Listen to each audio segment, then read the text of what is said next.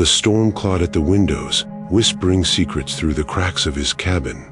Inside, firelight trembled over two souls who'd long forgotten the warmth of another's touch. He was a man carved by solitude, she, a widow still bleeding from silence. Her breath caught between them, fragile as the flame itself. "Don't stop, please."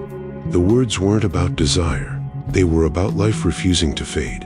In that moment, the lonely cowboy understood, sometimes mercy doesn't come from God, but from the trembling hands of another sinner. Before we ride deeper into the story, if the spirit of the old frontier still stirs your heart, the campfire tales, the courage, the dust, and the honor, then saddle up with us. Hit subscribe and ring the bell so you'll never miss another ride through the legends of the Wild West. Now, let's get back to the trail.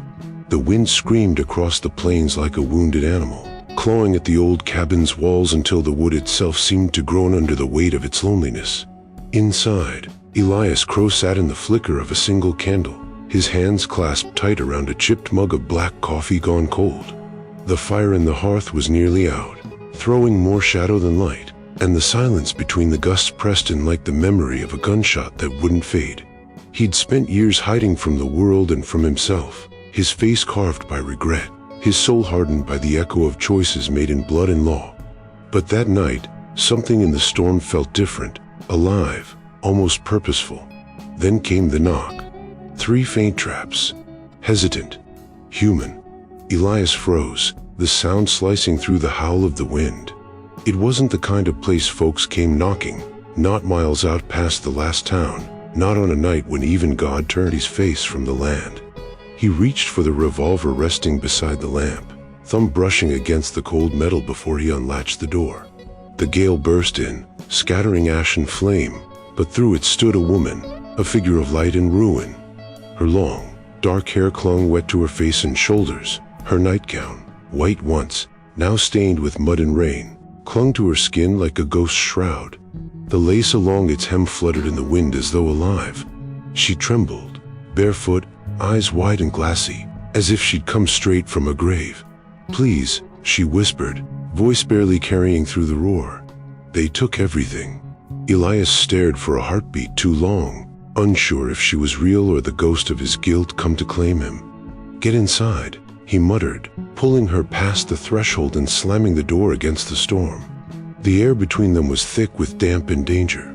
She stood near the fire, wrapping her arms around herself, shivering so hard her teeth clicked. He threw a blanket over her shoulders, the gesture rough but kind. "You lost?" he asked, his voice gravel-worn thin by silence. She shook her head slowly, strands of hair falling across her face. "No, just left behind." The words hit him harder than he expected. He poured her coffee, the steam rising between them like a fragile truce. She sipped, eyes flicking around the cabin, its bare walls, its loneliness. "You live here alone?" she asked. "Always." He studied her closer now, the way her skin glowed bronze in the firelight, the way her dress caught the flicker of flame like something half divine. There was something about her presence, a stillness beneath the fear, that felt like confession waiting to be spoken. Outside, the storm wailed and thunder cracked across the valley, but inside, for the first time in years, Elias Crow's heart remembered it was still capable of listening. The cabin moaned against the weight of the storm, every beam and nail straining like old bones trying to hold the world together. Elias Crow moved without hurry, though his pulse beat heavy beneath his ribs. He set a tin pot on the edge of the fire, the hiss of boiling water the only sound daring to fill the silence between them. The woman sat where he'd left her, near the hearth, her knees drawn to her chest beneath the rough wool blanket he'd thrown around her shoulders. Her slip dress, once cream, maybe white, clung to her shape, the lace along its hemland browned with mud, the fabric so thin it shimmered faintly in the firelight. Her dark, wavy hair fell in damp waves over her olive skin, catching the glow in streaks of copper and gold. Steam rose from her shoulders as the warmth slowly found her again. She looked less like a stranger and more like someone caught halfway between life and death. Elias watched her from where he stood, his weathered hands wrapping around the kettle's handle, the tremor in his grip betraying the calm his voice refused to break. He poured coffee into 2 dented tin cups, the aroma stirring ghosts that had long since made their home in his chest. He hadn't shared his fire with anyone in years, not since Anna, and yet the sight of this woman sitting in the halo of his dying fire pulled something old and raw from the hollow space behind his ribs. He handed her the cup, careful not to touch her fingers, though they brushed for just a second, long enough for her to flinch, long enough for him to feel the chill that no fire could fix. "Thank you," she whispered, the words soft, unsteady, yet heavy with something I'd said. He only nodded, turning back toward the window, pretending to watch the storm. But he wasn't watching the storm. He was listening to the silence, to the small sounds she made as she sipped, to the pulse of the rain beating on the roof like a heartbeat too loud to ignore. The smell of wet earth seeped through the cracks, mixing with the sharp clang of burning wood. Somewhere outside, thunder rolled, a deep, distant growl that made her flinch again.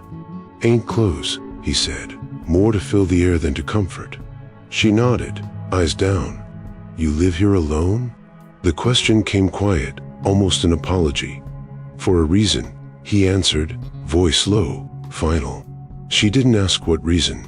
Instead, her gaze wandered to a shelf lined with small carvings of birds and horses, each smoothed by hand, their forms simple but alive. "You made those?" she asked. He hesitated. When the nights got too long, the storm howled louder than, a shudder running through the walls. He caught her watching him, something like understanding in her eyes, something that looked too much like pity. He looked away. In the glow of the fire, she pulled the blanket tighter around herself, her shoulders trembling not from cold anymore, but from the weight of memory. Elias felt it too. Outside, thunder called again. Inside, silence answered back. The fire had sunk low, embers glowing like dying stars. When she finally spoke, her voice came softly, almost a tremor at first, as if the words themselves resisted leaving the safety of her chest. "His name was Samuel," she said, eyes fixed on the glow between them, her reflection rippling across the metal of the coffee cup. Elias didn't move, didn't breathe. The storm outside had dulled to a steady hiss against the roof, the kind that filled silence without softening it. She drew the blanket tighter around her shoulders, her long dark hair cascading in tangled curls that glimmered with the last hints of firelight. Her slip dress clung to her skin, damp still at the hem, lace edges brushing the floorboards as she shifted. He was a good man. Not brave, not hard like others, but good. He built our house with his own hands, planted every fence post. When the fever took him last spring, he made me promise I'd carry his locket back to the ridge near Willow Creek, where he first asked me to be his wife. Her words caught in her throat, and for a moment Elias thought she wouldn't go on. He wanted to stop her, wanted to turn away from the fragile honesty in her tone, but something inside him made him stay still, made him listen. "I tried to make it there alone," she continued, her eyes glinting like glass. "Didn't make it halfway. They found me by the crossing. 3 of them. One had a scar across his chin. They took my horse, my pack, the locket, everything. Said widows shouldn't wander the frontier alone." Her voice cracked, and she pressed her lips together until the tremor stopped. Elias looked down at the floor, his jaw tightening until it ached. He knew that scar. He'd seen it too many times, in taverns, in wanted posters, and once, reflected in his own guild. Rafe Holloway. The name came unbidden, like a curse he'd tried to bury. Once his deputy, once a brother in arms, now another ghost walking the lawless edge between man and monster. "You said one had a scar," Elias muttered, his voice low, the words almost lost to the wind. She nodded. "Said his name was Rafe. You know him?" He paused just long enough to lie. "No." The silence after that felt heavier than truth. Clara drew a sicky breath, her fingers twisting the edge of the blanket. "I used to believe things happen for a reason," she said. "But now I think maybe we just break, and the world keeps turning anyway." Elias looked at her then, really looked. Her eyes weren't just tired, they were emptied out, hollowed by loss in a way that mirrored his own. The fire popped, throwing sparks up the chimney, and the glow washed over her olive skin, softening her sorrow into something unbearably human. "Maybe," he said, voice rough with years of ashen silence, "but sometimes the breaking's the only part that makes us real." Outside, lightning flickered once, faint and far. Inside, two strangers sat in the flicker of dying flame, bound not by comfort, but by the ghosts they both could no longer outrun. The storm had slowed to a sullen murmur by the time Clara fell asleep beside the fire, her breath soft and uneven, the faintest flicker of exhaustion still trembling through her frame. Elias stood in the half-dark, watching her for a long moment, the glow of the embers painting her olive skin in strokes of amber and shadow. Her long, dark hair fanned across the blanket like spilled ink, damp curls clinging to her neck. The lace hem of her slip dress caught what little light the fire gave, fragile and ghostly in the dimness. For a fleeting second, Elias thought she looked like an angel misplaced in hell, and he wondered what kind of man that made him, harboring one beneath his roof. He turned away, pushing open the cabin door into the cold breath of night. The wind had changed, still fierce, but thinner now, like the storm had bled itself empty. He stepped through the mud toward the barn, boots sinking into the wet earth. Every gust seemed to carry the whispers of the past, gunfire, shouting, the hard bark of his own orders echoing through years gone by. Lightning flashed once, painting the valley in white for the briefest instant, and in that flash he saw them again. Faces he couldn't forget. Rafe Holloway with his crooked grin, Sheriff Denton before the ambush, the farmer's boy who never made it home. The ghosts came and went in the rhythm of the storm, alive and alight and gone in the dark, but Elias felt their weight all the same. He reached the barn and leaned against the doorframe, the smell of wet hay and horse sweat grounding him in the now. His old gelding, Boone, shifted uneasily, ears pinned back, hooves scraping against the wooden floor. "Easy, boy," Elias muttered, his voice low, rough with fatigue. Boone's dark eyes flicked toward the hills beyond, nostrils flaring. There was something out there. Elias could feel it too. The air had a tension he recognized, sharp and metallic like the moment before a gunshot. He unlatched the barn door slightly, peering into the dark. The rain was thinning, a silver curtain drawn over the endless black. For a heartbeat, he thought he saw a shape moving against the tree line, a figure on horseback, still as stone, watching. He blinked, and it was gone. A memory, maybe, or something worse. He stepped back, hand unconsciously brushing the revolver at his hip. "Mercy's a luxury we can't afford," he whispered, the words falling from him like a prayer too heavy for heaven to carry.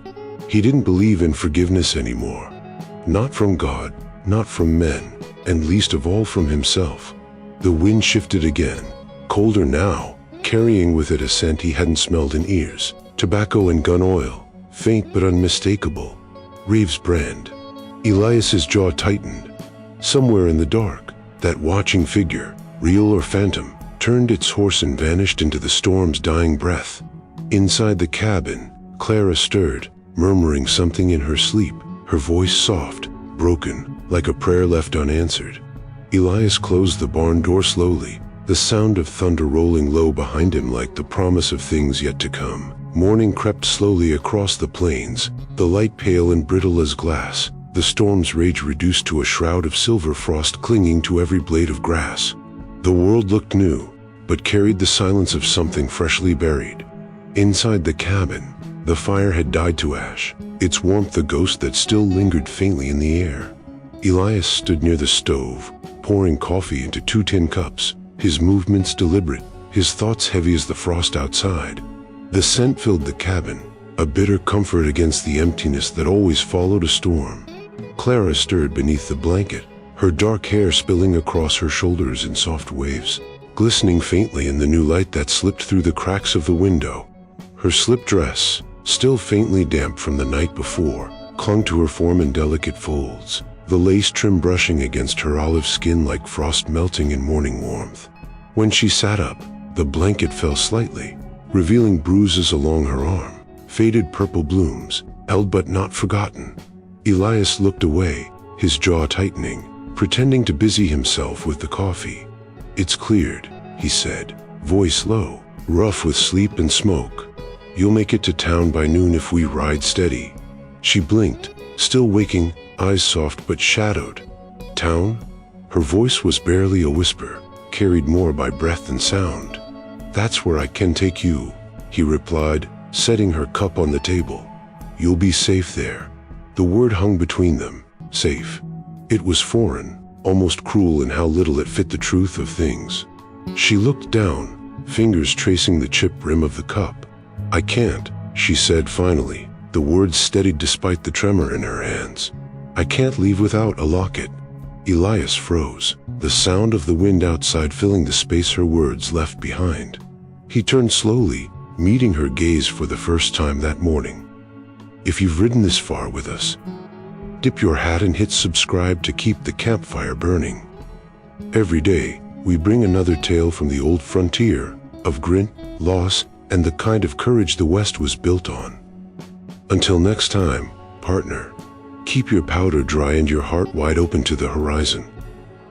The land stretched out before them in endless ruin, a scarred plain where the storm's hand had scraped the world clean of color.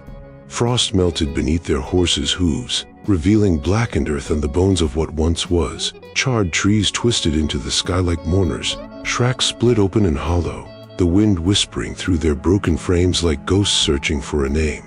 Elias rode ahead, his silhouette carved in the pale light, the brim of his hat low against the glare. Behind him, Clara followed, her cream slip dress now hidden beneath his old duster, the hem still trailing lace over the stirrups, her hair streaming behind her in long dark waves that caught the light like the tail of a storm. She rode with quiet grace, though her hands trembled around the reins, her olive skin brushed red by the cold morning air. The silence between them had grown heavy, filled with the weight of things neither dared to speak, until her voice rose suddenly, soft but steady, carried by the rhythm of the horse's gait. Samuel used to say a man's worth wasn't in how much he could take, she murmured, staring at the horizon, but in how much he could give away. Elias didn't answer. The words lodged deep, like a splinter against his ribs. He kept his eyes on the trail, though his mind slipped backward, through years of dust and blood, to faces that still lingered behind his eyelids when sleep turned restless. He wasn't a fighter, she continued, her tone more memory than sound. Didn't believe in guns. Said they made men forget the sound of mercy. Her gaze drifted toward him then, searching for something he didn't want her to find. You were law once, weren't you? Elias's shoulders stiffened, but he didn't slow his horse. Long time ago. And now? Now I'm just a man keeping to his side of the dirt. She said nothing after that. The wind carried the faint scent of smoke through the valley, and in the distance, a vulture circled something unseen. Elias's jaw tightened. Every mile they rode clawed at old memories, the towns he'd cleaned out with ruthless fury, the men he'd hanged by the word of law, some guilty, some only unlucky. He remembered their eyes most of all, the moment right before the drop, when anger turned to disbelief, and disbelief turned to something worse. The badge had burned bright once, but it had cost him more than his name. Clara's voice broke through again, gentle, like a hymn sung to the dead. He believed people could be better, even when they weren't. Elias almost laughed, but the sound came out hollow. Sounds like a man who never had to pull a trigger. Sounds like a man who died believing he didn't have to. Her reply silenced him, struck him in a place no bullet could reach. The trail curved then, leading them through a patch of burned cedar, the air heavy with the ghost of fire. Clara shivered, clutching the duster closer, and Elias saw her knuckles white with cold and memory. You sure you want to find those men? He asked. She looked ahead, her eyes hard with quiet purpose. I don't want revenge, she said. I just want to stop feeling like I'm still dying with him. Elias looked away, the horizon wavering in the heat of memory. Then you're on the right trail, he murmured. Assassins always know where the fire has been. The day had grown thin and gray by the time they found the first sign. A cluster of hoof prints pressed deep into the half-frozen mud, the edges jagged and desperate like the mark of men riding hard. Elias dismounted, crouching low, his gloved fingers brushing across the impressions with the care of a man reading scripture he no longer believed in. 3 horses, he muttered, eyes narrowing. 2 heavy, 1 lighter, probably carrying more than just a man. Clara lingered behind him, her breath soft and visible in the cold air, Her long dark hair whipped across her face by the wind. The duster he'd lent her hung loose around her shoulders, but the edges of her cream slip still peeked through, its lace hem gathering dust and frost. She looked out of place against the ruinous wild, fragile, ghostly, yet unyielding in the saddle. "Are they clothes?" she asked, her voice trembling but steady. Elias didn't answer right away. His gaze had caught on something near the edge of the trail, ashes from an old campfire, no more than a day or two dead. He rose slowly, scanning the remains. The smell of char lingered faintly beneath the cold, mingled with the sour scent of whiskey and something darker, gun oil, maybe blood. Beside the fire lay a scrap of cloth tangled in a thorny bush. He plucked it free and turned it over in his hand. A sleeve, ripped clean at the seam, the fabric stained and frayed. His heart stilled. That shade of blue, worn, sun-bleached, but unmistakable. He'd seen it 100 times before, beneath a badge that once gleamed with pride. Elias's thumb brushed over a faint mark stitched near the cuff. The world seemed to tilt, the sound of the wind dropping to nothing. Clara noticed the shift in his face. "You know them," she said quietly, not asking, stating. Elias said nothing, but the truth was there, hard and heavy in the silence. He looked out over the barren stretch of land ahead, every muscle in his jaw working against the memory clawing its way up. Rafe Holloway, his deputy, his brother in arms, his curse. Once, they'd ridden together beneath the same oath, sworn to protect, to serve, to bring light to a country still half swallowed by shadow. But one mistake had turned that oath to dust. Elias's bullet meant for an outlaw had taken a farmer's boy instead. The town had split in its grief. Rafe had taken the fall first, then the bitterness, then the road. The man who'd once worn his badge with honor had become everything they'd hunted. Elias dropped the sleeve into the mud, as if it burned his skin. "We're close," he said finally, his tone low, iron and regret mixing in every word. Clara swallowed hard. "You're sure? I'd know his trail anywhere." The sun was sinking fast, bleeding orange across the broken plains. They stood together at the edge of the old fire, two silhouettes bound by ghosts, hers of love, his of guilt. "If we find them," she whispered, "what then?" Elias looked at the horizon, the wind tugging at his coat. "Then I'll find out if the path still shoots straight," he said. The wind howled through the dead trees, and somewhere ahead, unseen in the coming dusk, the trail of the bandits crept toward reckoning. The fire crackled low, its glow flickering across the hollow of the ravine where they had made camp, the sky above them heavy with stars that seemed too distant to care. The wind had quieted for once, leaving only the rustle of the fire and the faint shuffle of their horses tethered nearby. Elias sat on one side of the flames, back against a rock, his hat pulled low, eyes fixed on the embers. The light carved harsh shadows across his face, deep lines and weary hollows that spoke of years gone wrong. Across from him, Clara sat wrapped in his duster again, her long dark hair spilling over the collar, still damp from the evening mist. Her slip dress clung faintly to her figure beneath the coat, the lace hem brushing the ground, catching bits of dirt and firelight. Her olive skin shimmered in the glow, soft and pale where the light kissed it, and yet her expression held a storm no flame could warm. For a long time, neither spoke. The silence wasn't awkward, it was the kind that carried understanding, as though words would only cheapen what already passed between them. Elias poked at the fire with a stick, sending up a brief shower of sparks that drifted into the night like dying prayers. "Why?" Clara's voice broke the quiet. "Why are you helping me?" Her tone wasn't accusatory, just tired, a question born of disbelief. He looked up at her, eyes catching the faint glimmer of reflected flame. "You think I shouldn't?" She shook her head slowly. "I think you don't owe me a damn thing. Men don't do things like this unless they want something in return." Her gaze held his, unwavering. He let the question hang there, watching the fire twist and fold in on itself, as though it too wrestled with something old and ugly. When he finally spoke, his voice was low, roughened by memory. "Because once," he said, pausing to swallow hard, "someone helped me when I didn't deserve it." The words hung between them, heavy as the smoke curling toward the stars. Clara's brow softened, her lips parting slightly, but she didn't speak. She just studied him, searching his face the way one searches the horizon for the truth of a coming storm. He looked away, his hands tightening on his knees. She said I could still make things right, he went on, his voice quieter now, almost broken. But I didn't. I ran. Spent years trying to forget her faith in me.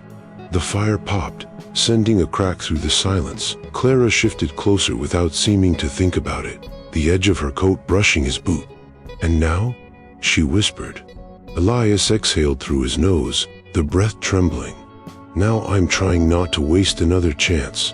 Her eyes glistened in the dim light, reflecting something that wasn't pity, but understanding born of shared ruin. For a moment, the night seemed to fold inward, the fire dimming to a heartbeat. Don't stop, she said softly, her voice shaking. He looked up, startled. Her eyes burned with quiet desperation. Whatever this is, helping me, forgiving yourself, don't stop. The words hit him harder than he expected, echoing deeper than any confession could. The firelight wavered between them, and in that fragile space, their pain, his guilt, her grief, found an uneasy peace that neither could name. Dawn bled slowly over the horizon, turning the black of night into a bruised violet that promised no peace. The campfire had burned to cold ash, leaving only the faint scent of smoke drifting through the still air. Elias was half awake, one hand resting on the revolver by his bedroll, when the sound came, sharp, distant, unmistakable. Gunfire. 3 shots, then a pause, then one more, like punctuation in a story written in blood. He froze, every muscle remembering what it meant to survive. Beside him, Claire stirred, her long dark hair tangled against her cheek, the faint sheen of dawn brushing her olive skin. Her slip dress clung to her frame beneath the duster he'd given her, its lace hem muddied and torn from the trail. She blinked, eyes heavy from sleep, and whispered, "What is it?" Elias didn't answer at first. He was already standing, the weight of his Colt heavy at his hip. He knew that rhythm, the spacing, the tone, the arrogance in each pull of the trigger. Rafe Holloway. Even after years apart, he could still recognize the man's signature like a curse. "Stay here," he said finally, pulling the saddle from its resting post. Clara sat up, her blanket falling to the ground. "No." The word cut through the morning quiet, sharp, unwavering. He turned to face her, the shadow of the rising sun catching the lines on his face. "Clara, it's not your fight. It became mine when they took everything from me," she said, standing now, shoulders squared despite the tremor in her hands. "I'm not running anymore." Her defiance burned through the chill of the dawn, her voice trembling not from fear but from conviction. Elias stared at her, torn between anger and reluctant respect. He saw the fire in her eyes, the same fire he'd once carried before the world taught him what it cost to keep burning. He exhaled slowly, the weight of inevitability settling across his shoulders like a familiar coat. "Then you ride behind me," he said. "You don't draw unless I tell you to." She nodded, already reaching for her mare's reins. The horses snorted in the cold air as he swung into the saddle, the leather creaking, the old ache in his knees flaring. They rode toward the sound of gunfire, the sun clawing its way above the horizon like it didn't want to see what came next. The landscape opened into a valley of frost and smoke, the remnants of a camp smoldering ahead. Buzzards circled low, their wings black against the pale sky. As they drew closer, the wind carried the metallic pang of gunpowder and blood. Clara's grip on the reins tightened. Elias's got twisted with memory. This was Rafe's work, clean and cruel, the way a man killed when he wanted the world to remember it. "He's close," Elias muttered. "Too close." Clara's gaze followed his. "Then so are we." The words struck him with grim finality. The echo of another shot shattered the air, rolling across the valley like thunder reborn. Elias looked to the horizon where smoke curled like a signal from the devil's hand. "Stay sharp," he said, voice low. "The wolves are back on the hunt." And with that, they pressed forward, 2 shadows riding into the heart of the storm they once thought they'd left behind. The canyon loomed before them like the mouth of a buried god, wide and jagged, its red stone walls carved by centuries of wind and regret. The morning light bled down its sides in thin rivers of gold, but deep below, where the air hung thick with dust and smoke, Shadows still ruled. Elias and Clara stood at the ridge above, their breath mingling with the cold silence that settled after miles of pursuit. The scent of gunpowder still drifted faintly through the air, along with something darker, greed, blood, and the metallic tang of betrayal. Below them, near the dying embers of a campfire, the bandits moved like restless vultures. Elias counted 3 men, 2 he didn't know, and 1 he wished he'd never met. Rafe Holloway. Even from this distance, he recognized that easy swagger, the way the man tilted his head when he laughed, like the world owed him amusement. Elias's jaw tightened, his heart pounding slow and heavy, like a war drum muffled in dirt. The years hadn't been kind to Rafe, but they hadn't humbled him either. His once blue deputy's coat was tattered and faded, the badge long gone, though its ghostly outline still showed where it had been torn away. The same coat Elias had seen hanging in the mud days ago. Clara's breath caught beside him, the faint tremor in her voice breaking the silence. That's him. Her long dark hair rippled in the canyon breeze, her olive skin pale beneath the rising sun, her white slip dress faintly visible beneath the duster, its lace hem dirt-stained but defiant. Elias nodded once. "Stay behind me." "No," she whispered, eyes burning with quiet fury. "This is my fight too." He didn't argue. He couldn't. The canyon echoed with a low murmur of men who believed themselves alone. Elias slipped down the slope, moving like a shadow between rocks, his boots soundless against the dust. Every motion was muscle memory, years of hunting and hiding blending into one breath, one purpose. When he reached the edge of the camp, he drew his revolver, the metal cold and familiar against his palm. The hammer clicked softly into place. Then, Rafe looked up. Their eyes met across the smoke of the campfire, and for a heartbeat, time folded. The past, the laughter, the oaths, the day everything went to hell, rushed back all at once. Rafe's grin split his face, slow and cruel. "Well, I'll be damned," he drawled, voice carrying easy on the dry wind. "And you finally crawled out of your hole, lawman." The word lawman hit like a curse. Elias raised his gun, but the weight of guilt pressed against his chest like iron. He saw the boy he'd killed, saw the badge he'd buried, saw every sin that followed. His hand shook. Clara stepped out from behind the rock, eyes sharp, fearless. "You took something from me," she said, voice trembling but clear. "A locket?" Rafe laughed. "Deep in me.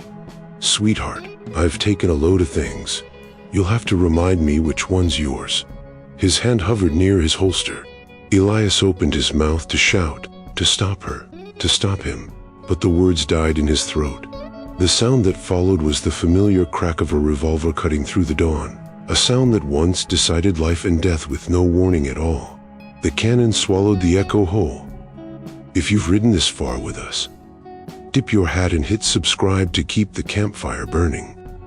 Every day, we bring another tale from the old frontier, of grit, loss, and the kind of courage the West was built on. Until next time, partner, keep your powder dry and your heart wide open to the horizon. The sound tore through the canyon like thunder made of iron and sorrow, one single shot, sharp and final, the kind that cuts through time and leaves silence in its wake. The echo rippled off the stone walls, scattering the birds from their perches, sending a shudder through the still morning air. For a moment, neither of them moved. The smoke from the revolver curled upward, thin and ghostly, twisting toward the pale dawn sky like a prayer that wouldn't be answered. Elias blinked, ears ringing, his gun still raised though he hadn't fired. His breath came slow, uneven, and when the dust began to settle, he saw it. Rafe Holloway sprawled against the rocks, the life leaking from him in dark red rivulets. His grin was gone, replaced by a look of almost human disbelief, as though death had caught him off guard. Elias's throat tightened, the years between them collapsing into nothing. But it wasn't his doing. He turned slowly, and there she was, Clara.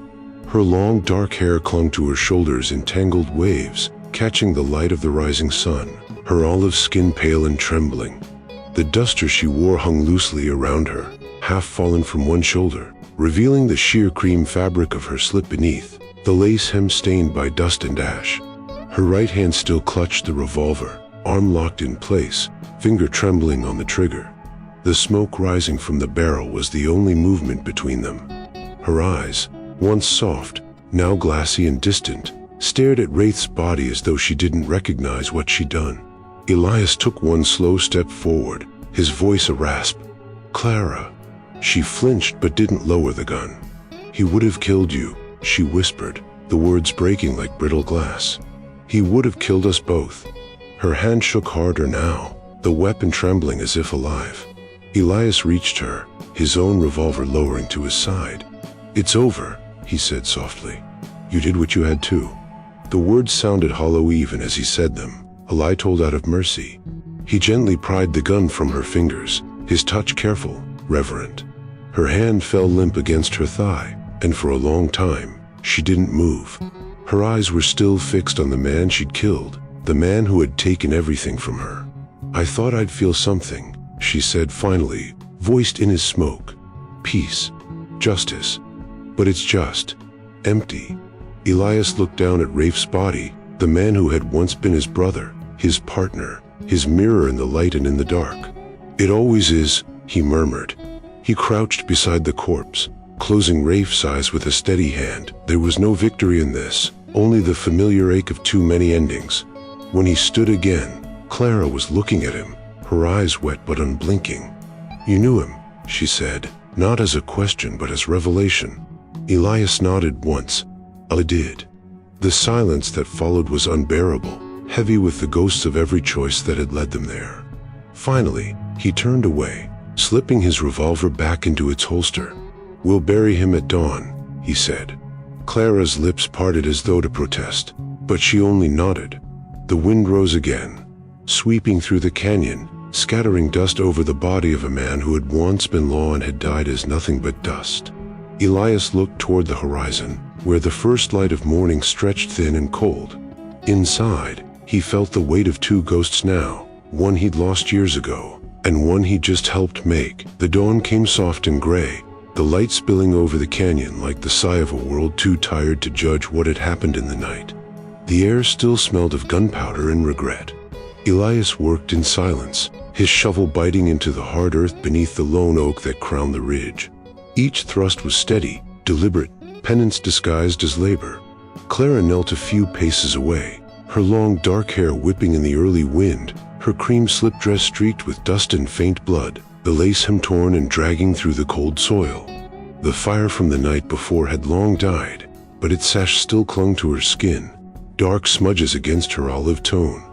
She said nothing, watching as he dug, her hands clasped around the revolver he'd taken from her hours ago, now empty and harmless. Rafe's body lay wrapped in a coarse blanket, his hat resting on his chest, the weight of death somehow smaller than the shadow he'd cast in life. Elias paused only once, his breath ragged, his palms raw beneath the leather gloves. He looked at the man who had once been his brother in arms, the only person who'd known both the best and worst of him. He remembered the laughter, the whiskey-fueled nights by the fire when the world still seemed worth saving, when justice was a dream they both believed in. He also remembered the moment it all went wrong, the boy's scream, the blood, the silence after, the look in Rafe's eyes when he walked away from him for the last time. Now there was nothing left to fix, nothing left to forgive. "That's deep enough," Clara whispered, her voice breaking through the wind. He nodded, setting the shovel aside, then crouched to lift Rafe's body and lower it into the earth. The weight of it felt lighter than it should have, like a man finally empty of everything that made him human. When the first handful of dirt hit the blanket, Clara flinched. Then, slowly, she stepped forward and knelt beside the grave. Her hands moved carefully, pulling at the folds of Wraith's coat until she found it. Her locket, Dylan scratched but still whole, hanging from a broken chain. For a moment she just held it in her palm, staring at the small silver heart as if it contained the universe. Then she opened it, the hinges creaking, revealing a tiny faded photograph inside, a young man and woman, smiling at a world that still had hope. Her lips trembled as she whispered, "He wasn't all bad." The wind caught her words and carried them down the canyon, a soft, fragile confession lost to the earth. Elias stood behind her, eyes fixed on the grave. "Neither was Rafe," he said quietly. "Once." She looked up at him then, and for the first time since the gunshot, tears spilled freely down her face. The wind rose suddenly, sweeping across the plains and through the canyon, howling like a hymn for lost souls. They stood side by side beneath the oak, the morning sun breaking weakly through the clouds, casting gold over the grave of a man who had been both law and sin. The locket glinted in Clara's hand, a small defiant spark against all that had been buried. The road stretched long and quiet beneath the pale afternoon sun, the canyon fading behind them until it was nothing but a scar on the horizon. The air smelled of dust and wild sage, the storm's memory washed clean from the sky. Elias rode slightly ahead, reins loosened his hands, his eyes fixed on the endless sprawl of the plains. The wind pressed gently against him, tugging at his coat, whispering low through the golden grass. Beside him, Clara rode in silence, her head bowed, her long dark hair catching the sunlight in glints of bronze. The duster he had given her flared behind her as she moved, and beneath it, the faint shimmer of her cream slip dress glowed softly against her olive skin, the lace trim fluttering like the last breath of a prayer. The rhythm of the horse's hoofs was steady, almost soothing, but it couldn't drown the heaviness that clung to her. She had been quiet for hours, her face distant, eyes hollow from the storm she now carried within. Elias wanted to speak, to offer something, anything, but there were no words big enough to hold what she felt. He had seen that look before, on soldiers and lawmen, and once, in a mirror. The look of someone who had killed for the first time and realized the world didn't grow quieter after. "You should drink," he said finally, his voice low, the kind of tone that didn't ask so much as suggest. She didn't move. "I thought I'd feel lighter," she murmured after a long while, her voice fragile, almost breaking. "I thought, once it was done, I'd be free." Elias kept his eyes ahead. "You will. Just not today." She let out a shuddering breath, the kind that sounds like it's carrying a lifetime. "I see his face every time I blink. I don't know how to stop." Elias nodded slowly, the reins creaking beneath his grip. "You don't," he said softly. "You just learn to keep riding." The words came easy because they were true. He had spent years trying to ride away from ghosts that never left, and somehow, they'd become part of him. The silence that followed wasn't heavy anymore. It was honest. The sky opened wider as they crested a ridge, and below, the plains rolled out like a painting touched by mercy. The storm clouds had broken apart, the sun spilling gold over everything it touched. The world looked softer now, less cruel, as if forgiving them both just a little. Clara lifted her face toward the warmth, and for the first time since Rafe's death, she breathed without shaking. Elias watched her from the corner of his eye, and something unfamiliar stirred in his chest. Not relief, not redemption, but the faint echo of hope. Maybe mercy wasn't something you had to earn. Maybe it was what came when two broken people shared their silence and didn't look away. As they rode on, the wind rose behind them, carrying away the scent of gunpowder and grave dirt, leaving only the sweet breath of grass and sunlight. Clara closed her eyes, and for a fleeting moment, the world didn't hurt. Elias looked ahead to the distant line of the horizon, and for the first time in years, the road home didn't feel so lonely. By the time the cabin came into view, dusk had already begun to settle. The light faded into a soft amber that kissed the grass and turned the sky the color of cooling embers. The air smelled of pine and distant rain, the kind of scent that promised peace but carried the ghost of storms past. Elias rode slow, shoulders slumped beneath the weight of silence, while beside him Clara sat tall in the saddle, her dark, wavy hair unbound and catching the dying light in ripples of bronze. The wind teased at the edges of her cream slip dress beneath the duster, the delicate lace hem fluttering softly against the side of her mare. The cabin looked just as it had when she'd first arrived, lonely, scarred by weather, but standing stubborn against the world. Smoke rose faintly from the chimney. Elias had left the fire smoldering before they left, as if some part of him knew they'd come back. When they dismounted, the horses shifted restlessly, hooves sinking into the soft earth. Elias took her reins, his hand brushing hers for the briefest moment, a touch that lingered longer than it should have. She looked at him then, her olive skin bathed in the glow of the sunset, her eyes reflecting both exhaustion and something gentler, understanding, maybe even gratitude. He opened the cabin door for her, and the smell of burnt wood and coffee grounds met them like an old memory. Inside, the fire had dimmed to a faint orange glow, throwing slow-moving shadows across the walls.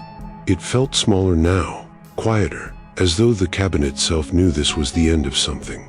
Clara stood near the hearth, her fingers brushing over the locket that now hung around her throat, newly polished but still bearing the scratches of all it had endured. She looked down at it for a long moment before turning to Elias. There were no words, no grand gestures, only the soft meeting of eyes that said more than anything could. He gave a small nod, the kind a man gives when he knows he has no claim, only respect. "You'll find your way," he said quietly, his voice low and rough. "There's more ahead than behind." She smiled faintly, a tired but genuine curve of her lips. "And you?" she asked. He didn't answer, just glanced toward the horizon beyond the cabin, where the planes rolled into the fading light. She nodded once, as if she understood, then turned and stepped into the evening. The sound of her horse's hooves echoed hollow and rhythmic against the earth as she rode away, her silhouette growing smaller until only the glint of her locket caught the last light of day, one bright, stubborn spark against the dark. Elias stood in the doorway long after she was gone, the wind curling through the cabin's cracks, stirring the ashes in the fire. When the quiet became too heavy to bear, he stepped inside, lowering himself to the chair by the hearth. The flames danced weakly, fighting the inevitable.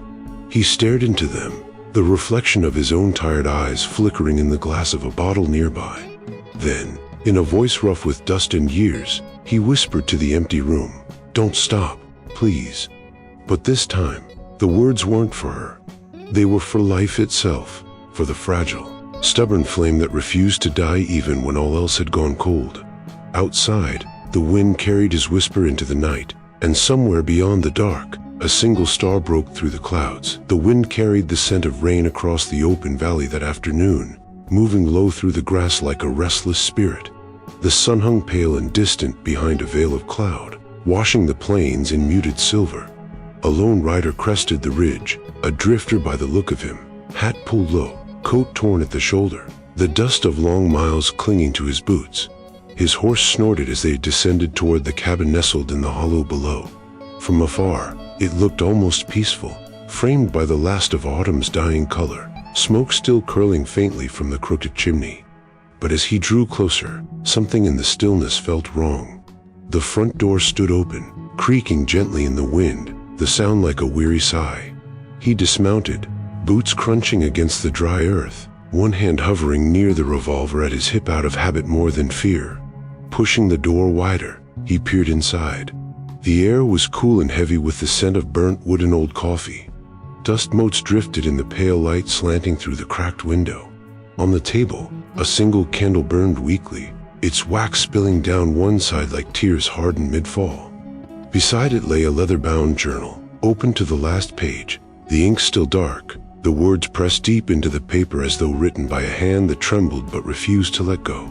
Sometimes mercy ain't from heaven, it's from the hands that tremble, yet still choose to hold on. The writer stood there for a long while, hat in hand, staring at the line.